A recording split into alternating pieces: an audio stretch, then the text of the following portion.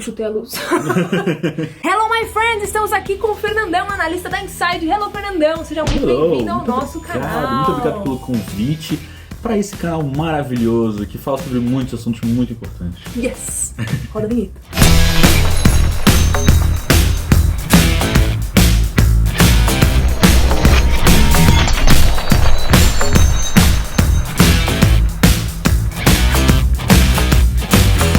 Bom, Fernandão, estamos aqui com o analista motherfucker da Inside.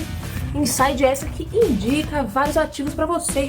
Nossa, quanto tempo você fica respondendo coisas no chat? Bastante o dia todo, praticamente. O dia todo. É. Então, se você quiser entrar no chat pra conversar com o Fernandão, assine a Inside, está aqui embaixo. Mande muitas perguntas, eu respondo na hora.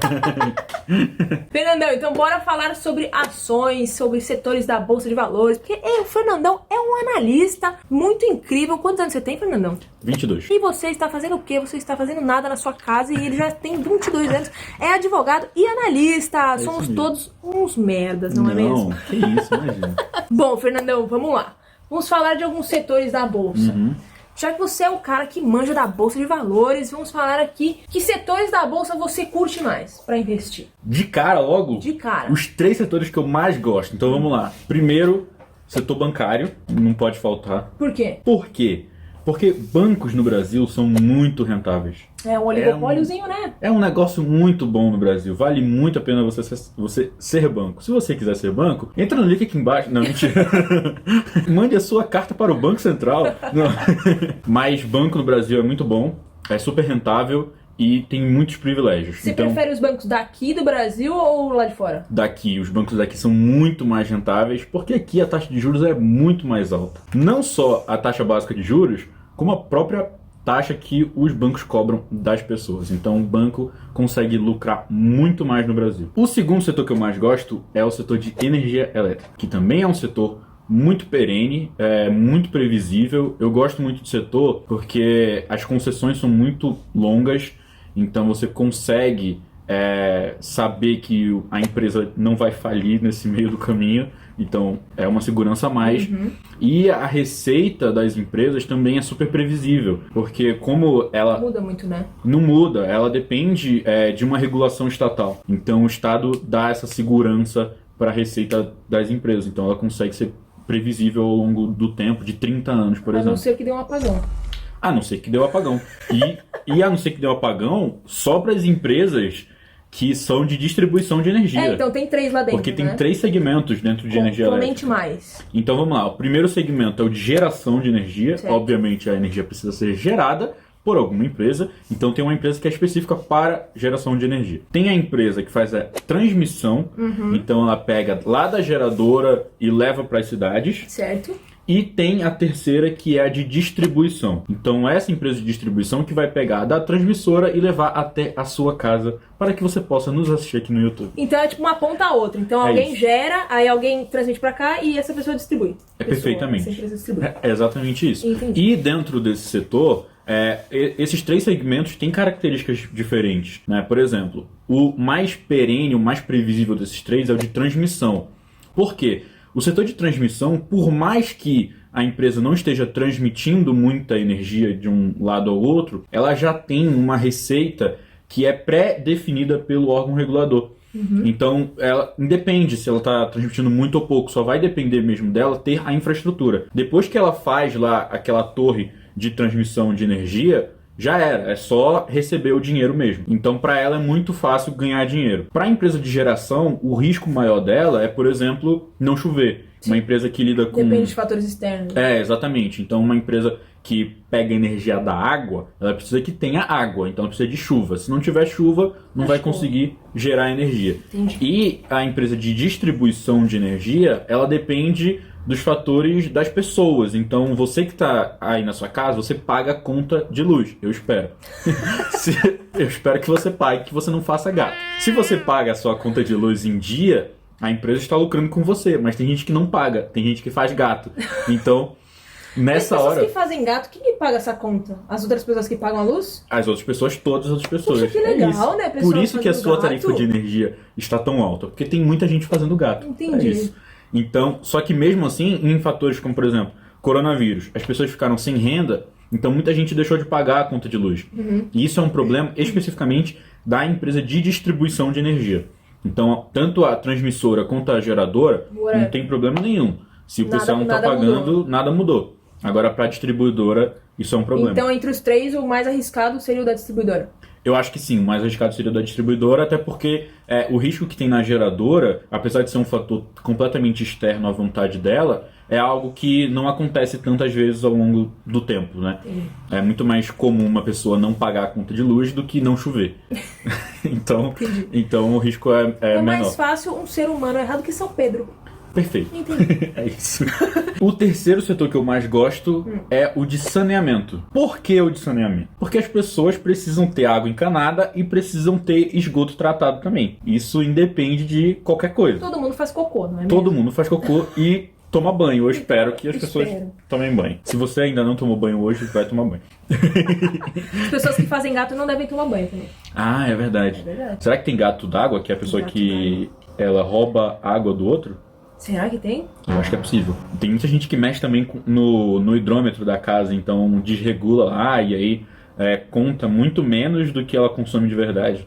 Que isso? Eu não estou ensinando você a fazer isso. Não é pra fazer isso. Não faço isso pra mim, hein? Não, eu não faço isso em casa. Mas é verdade, isso é um problema para as empresas de saneamento. Boa parte da água que ela envia para as pessoas ou não consegue chegar no lugar por problemas de o cano mesmo estourou, alguma coisa do tipo, então coisas mais operacionais assim, ou por conta desses fatores das pessoas serem problemáticas e desregularem o hidrômetro e tal, então esses são os riscos de um negócio de saneamento.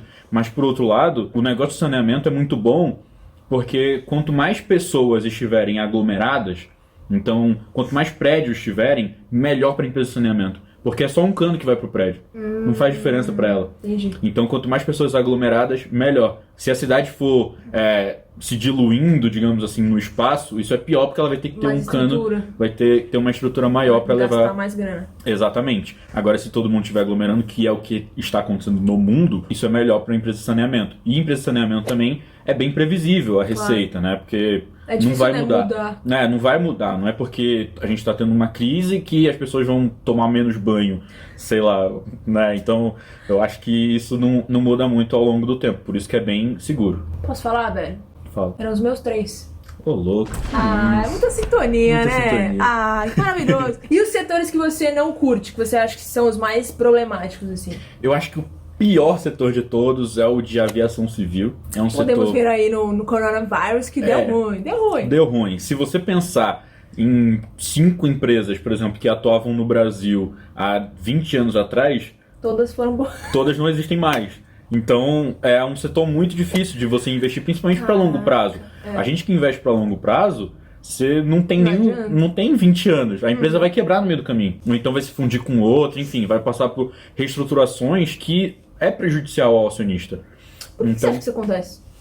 Porque é um setor muito difícil, é um setor muito complicado, principalmente porque a competição é muito grande. Apesar de ser um setor que é um oligopólio, né, ele não é um oligopólio por questões de competição, porque ele tem uma competição muito acirrada. Se você entra no site, por exemplo, da Latam agora, e você vê uma promoção, no mesmo momento que saiu a promoção na Latam, se você entrar no site da Gol, o preço vai estar igual. Entendi. Porque as pessoas mudam muito facilmente. Tanto faz se eu vou viajar de Latam, de Gol, de Azul, eu quero ir pro meu destino. A diferença que você consegue incrementar num serviço do outro é muito pequena. Sim. Né? Você pode falar, mas eu gosto da Latam porque ela serve um lanchinho melhor. Só que o lanchinho vai ser o quê? No máximo 30, 50 reais que seja. Não vai fazer a diferença numa passagem de R$1.000. Então... É uma baita estrutura, né? Um avião, um bagulho caro. É um setor que exige um investimento muito alto. Então, por ser um setor que exige um investimento muito alto, são poucas empresas que conseguem. Sim. E tem até uma brincadeira que acontece, que é como você consegue ser milionário de um dia para o outro. É só você ser bilionário e abrir uma empresa de aviação. Simples assim. Simples, você perde muito dinheiro. Então, é um setor muito complicado, são margens baixíssimas e por isso que é o pior setor, na minha opinião. Tem mais um setor que eu acho ruim também, que é o de telecomunicações. É um setor bem complicado, principalmente no Brasil, porque aqui a regulação ainda é muito grande e ruim, porque se você compara, por exemplo, com a regulação que tem no setor de energia elétrica, é uma regulação boa, é uma regulação que favorece uma segurança jurídica, favorece as empresas a trabalharem bem, enquanto que a regulação de telecomunicações ainda é muito ruim. Ainda é muito grande e prejudica as empresas. Mesmo sendo oligopólio. Tipo, tem Vivo, TIM, Claro e acabou. E é isso. Deve ter tipo umas 3 outras empresas pequenas que ninguém usa. Então é um setor muito complicado. Agora, na verdade, está se abrindo um pouco mais. Então a gente está vendo algumas outras empresas que estão tentando entrar no negócio. Isso tende a ser positivo. Mas enquanto a gente tiver 3, 4 empresas que são muito grandes e que dominam o mercado, vai ser muito difícil a concorrência entre eles, porque é aquele negócio, não sei se você sabe, mas tem uma tarifa que se cobra se você é de um operador e liga para outra. Essa tarifa é definida entre as empresas. Só que como tem tipo 3 empresas muito grandes, a tarifa entre elas, ao invés de ser muito barata, que poderia ser muito barata, eles colocam uma tarifa muito cara. Por quê? Tem 30% da população usa Vivo, 30% usa Claro e 30% usa Oi, sei lá. Nessa hora, tem aqueles 10% que usam outras empresas. Só que, se eu sou de uma empresa pequena e vou ligar para uma outra pessoa, a probabilidade de ser de uma empresa grande é muito grande. Sim. Então eu vou pagar uma tarifa muito alta. Agora, se eu sou de uma empresa grande e eu vou ligar para uma outra empresa, para uma outra pessoa, provavelmente é de uma empresa grande também. Sim. A probabilidade é que seja uma empresa grande. Então o que acontece, no final das contas? A empresa grande, quando liga para a empresa grande, elas meio que só trocam dinheiro. Eu pago uma tarifa para cá, mas eu pago uma tarifa de novo para cá, eu recebo, vou pagando e recebendo, vou pagando e recebendo. Para a empresa pequena que vai ligar para uma empresa grande, ela se lascou, porque ela só paga, ela não recebe. Então o dinheiro que deveria vir da empresa grande não vem, porque pouca gente liga para essa galera. Mas não seria vantajoso, por exemplo, para um investidor ser sócio de uma empresa que tenha isso na mão? Tipo de uma Vivo? Possivelmente, só que o problema é a probabilidade desse retorno que a empresa tem diminuir ao longo do tempo é maior do que de aumentar. Entendi. Principalmente porque já é uma empresa grande, não tem muito para onde crescer. Então ela só consegue crescer o lucro dela se a operação ficar mais barata, se ela tiver menos custos. Sim. Só que a probabilidade dos custos aumentarem é grande, considerando que devem entrar outras empresas menores com novas tecnologias e tudo mais. Então a empresa vai ter que se readaptar ao longo do tempo e isso pode ser prejudicial para ela. Entendi. Adoro quando a Vivo aumenta a minha tarifa e não avisa porcaria nenhuma. É bem triste. Fico bem irritada. Vamos lá, se você fosse falar 5 indicadores que você mais utiliza aí para analisar uma ação. Vamos lá, Tem 5 indicadores. 5 indicadores. Então, de rentabilidade. Pra quem não sabe o que é indicador, o que é um indicador? O que é um indicador? Um indicador é uma coisa que indica. É isso. uma indicação. É isso, é tipo um indicador. É um dedo apontando. É um número que vai te indicar se naquele aspecto a empresa é boa ou ruim. Tá. Lembrando, é só um indicador. Pode ser que você esteja indicando alguma coisa e não necessariamente seja aquilo. Eu posso falar pra você, tem um McDonald's ali na esquina. Eu tô te indicando. Mas será que tem? Será que não tem? Será? Não sabemos. Será que você está me enganando, Fernandão? Possivelmente. Então, é sempre bom ver vários indicadores para que, se tem muitas pessoas falando que tem um Mac na esquina, muito provavelmente tem um Mac na esquina. Entendi. O indicador ele faz isso, ele indica alguma coisa sobre a empresa. Então, um indicador de rentabilidade, eu escolheria o ROI, que é o retorno sobre patrimônio líquido, que nada mais é do que o lucro comparado com o tanto que o acionista investiu, que é o patrimônio líquido. Um outro indicador que eu acho muito importante de lucratividade é a margem líquida. Então é quanto que a empresa consegue fazer dinheiro. Ela tem a receita dela e quantos por cento dessa receita vira lucro. Um outro indicador é de saúde financeira. Então é dívida líquida sobre EBITDA. Diga quanto que a empresa está lascada pegando dívida ou não. É isso. Basicamente indica se ela consegue, com o lucro operacional dela, que é o EBITDA, pagar as dívidas dela ou não. Tem muita empresa que não consegue pagar suas dívidas só com o lucro dela. E isso é um problema. Lascou. É isso. Então isso é um indicador muito importante. Um outro indicador seria um indicador de dividendos. Então acho que dividend yield é um indicador muito interessante. O dividend yield, para quem não sabe, é uma comparação do dividendo com o preço. Então, se eu comprar uma ação hoje, quanto que ela vai me pagar de dividendo nos próximos 12 meses? Esse é o dividend yield, exatamente. E o último indicador seria o indicador de preço, de valuation, que seria o PEG Ratio. O PEG Ratio, para quem não sabe, ele é o preço sobre lucro sobre crescimento nos lucros. Então, o indicador PL, que é muito conhecido, ele, na verdade, não diz muita coisa, se a empresa está crescendo muito rápido. E aí, por isso que eu gosto mais do PEG Ratio, que ele compara o crescimento dos lucros da empresa. E aí, ele vai me indicar se a empresa está barata ou se ela está cara. O PL que você falou indica o quê? Só pra... O PL também indica se uma empresa está cara ou barata. Na verdade, o PL, teoricamente falando, ele diz o seguinte: se eu comprar essa empresa hoje, quantos anos ela vai demorar para reaver o investimento? Então, quanto tempo eu vou levar para ter o meu dinheiro de volta, digamos assim. Então, PL de 5 significa que são 5 anos que vai demorar para eu ter o meu dinheiro de volta. Só que se eu comparo isso com o crescimento nos lucros, eu chego num número muito mais assertivo, muito mais próximo da realidade. Entendi. Até por... eu vi esses dias... PL do Banco Inter, alguém perguntou, tá 582. Você aí, não vai viver tudo isso. Não faz sentido. Então você pega uma empresa como o Banco Inter, por exemplo, tem outros exemplos, tipo o Magazine Luiza, que tem um PL tipo astronômico. Só que isso não significa muita coisa, porque a empresa está crescendo muito rápido. Certo. Então, na verdade, o lucro vai crescer ao longo desses 500 anos. Então, como é P sobre L, vai diminuindo exatamente ao longo do tempo. Então, por isso que é bom comparar com o crescimento também dos lucros. Entendi. Maravilhoso. Muito bom. Muito bom. Tá. Então tá. Pera aí. Então tá. Muito obrigada. Tá. Vou dar um então. Pausa para água. O que foi? Se molhou? Tá tudo bem? Me babei. Claro que me babei. Tudo bem, não tem problema. Ninguém tá vendo. Só 350 mil pessoas. Eu babei na parte que não tinha calça. Especificamente na sua perna. Bem na parte que não tinha calça. Maravilhoso. Fernandão, você é o cara responsável ali da carteira de REITs. Eu sou o cara da carteira de REITs. Da carteira de REITs. Pra quem não sabe o que é REITs... REIT, Real Estate Investment Trust. Também conhecido como... É isso aí, ó. USA. Somos muito Americans. O pessoal paga pau pros Estados Unidos. É isso aí. Eu sou nova-iorquina. Ah, você é? Tá bom. Eu não sou. Tá legal. Eu sou então, tá Manauara. Manauara? Pra quem não sabe, Manauara, quem nasceu em Manaus. Eu imaginei. É isso. Não sabia que era Manauara.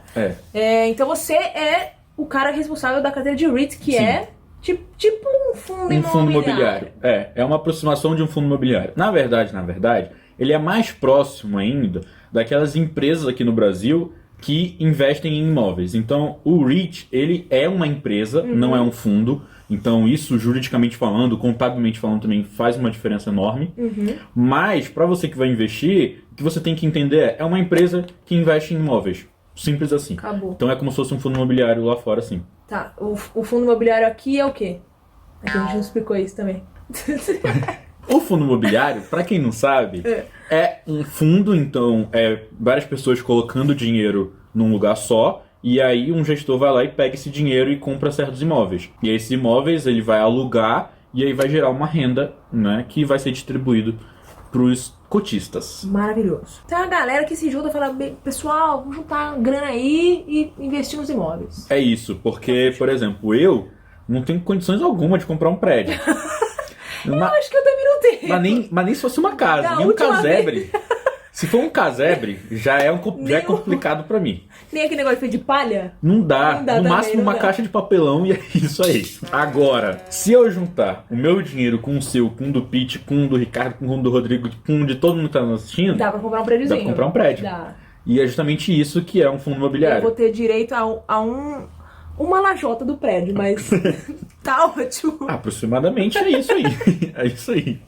Mas você se torna dono de uma parte do prédio. Entendi. Então você faz a carteira de REITs lá fora. Sim. Conta pra mim, porque quando você investe em um REIT, ele pode ter vários imóveis de vários tipos. Sim. Então, sei lá, tipo, escritório, um galpão, hospitais, shopping. Quais desses REITs você acha mais legal pensar? Tipo, um que mescla tudo, um que seja de um setor?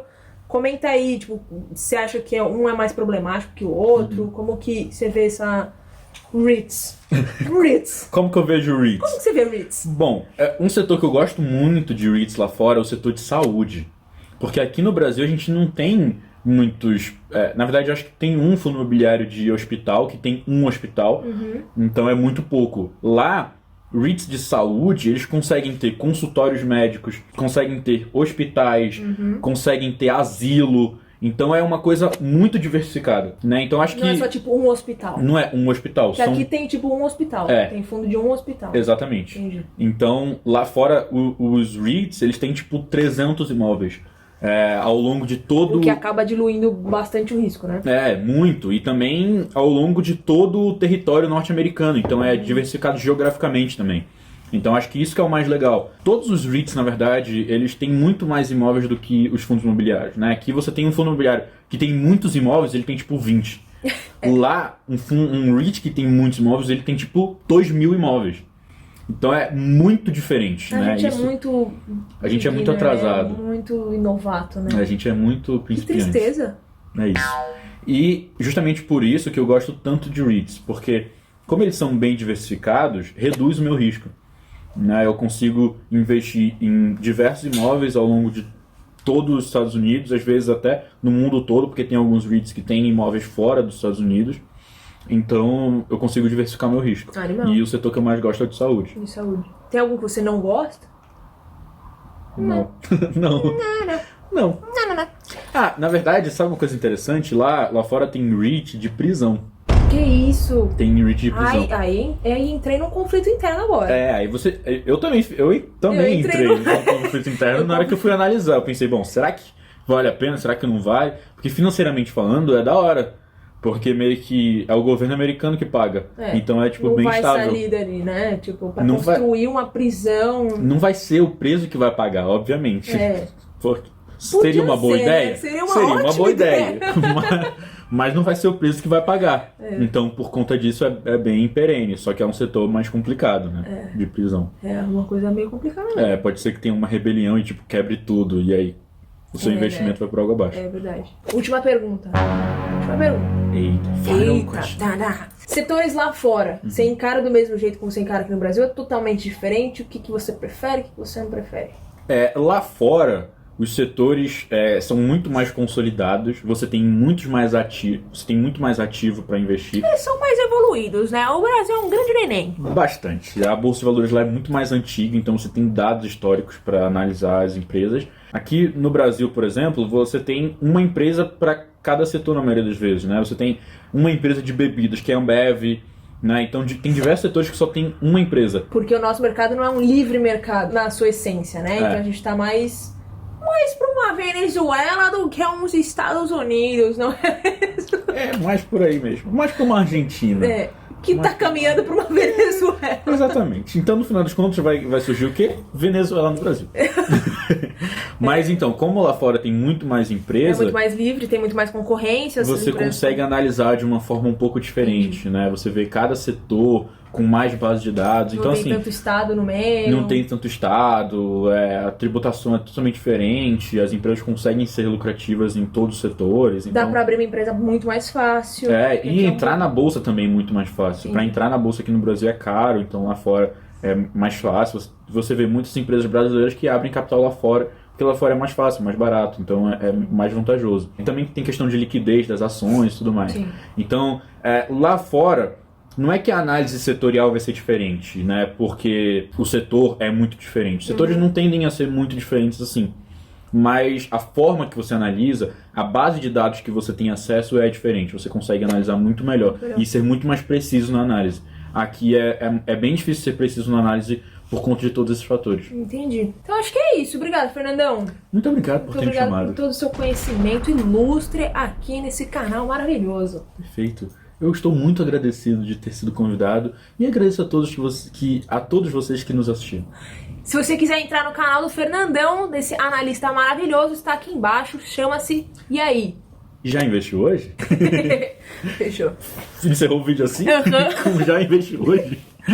Vamos finalizar o vídeo então, manda um beijo pra galera.